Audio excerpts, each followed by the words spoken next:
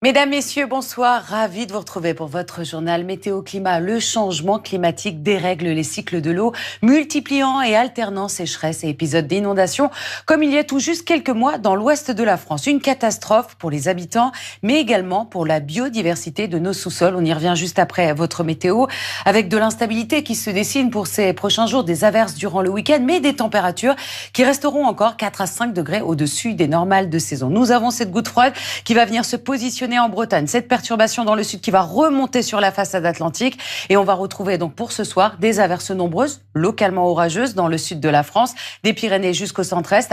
La goutte froide ici qui nous donnera encore un ciel nuageux avec quelques averses sur la Bretagne ou encore le Cotentin, avec le vent qui reste sensible jusqu'à 70 km/h. Côté température pour votre soirée, on aura encore 17 degrés à Paris, Strasbourg, Bordeaux ou encore Nîmes, en passant par 14 degrés à Clermont-Ferrand. En matinée, un ciel chargé dans l'ouest du pays avec quelques ondées, des entrées maritimes autour du golfe du Lion, un ciel voilé dans l'est de la France, et dans l'après-midi, le vent sera sensible encore une fois sur la moitié nord du pays jusqu'à 60 km/h. Les averses persistent sur la façade atlantique, également du vent autour de la Méditerranée. Côté température, en matinée, elles sont plutôt douces, comprises entre 6 et 12 degrés sur la moitié nord, des pointes jusqu'à 14 degrés dans le sud de la France. Et dans l'après-midi, ça grimpe de nouveau sur le sud de la France avec 27 degrés à Lyon, 24 à Paris ou encore à Bordeaux, 23 à Toulouse ainsi qu'à Dijon. Et pour la suite, au niveau des températures, on restera encore dans cette grande douceur, des valeurs 4 à 5 degrés au-dessus des normales de saison, même si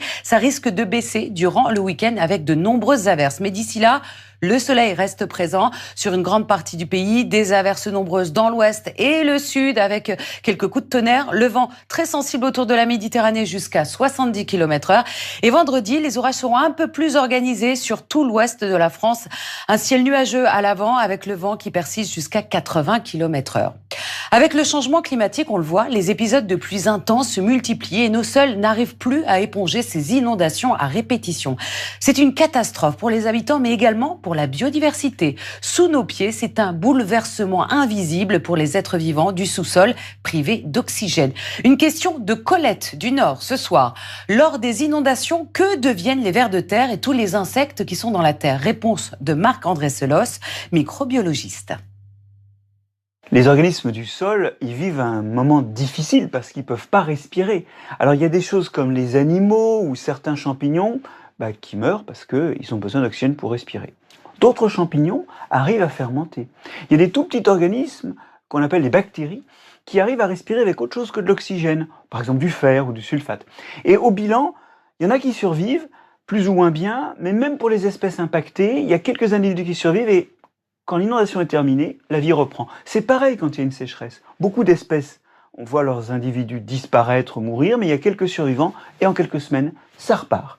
Là où aujourd'hui la vie du sol a du mal, c'est que ça s'ajoute à des pollutions, à des microplastiques, à du labour. Il y a tout un tas de choses qu'on fait qui vont vraiment mettre en péril cette vie du sol au total et risquer de faire baisser la fertilité des sols.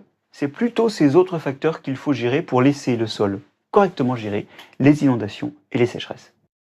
Si vous aussi, comme Colette, vous avez des questions sur le climat, l'environnement ou encore la biodiversité, vous nous écrivez tout simplement en scannant ce QR code.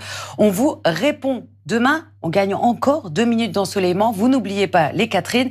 Et ce soir, ne manquez pas Tchernobyl, une tragédie sans fin. Belle soirée à tous et à demain.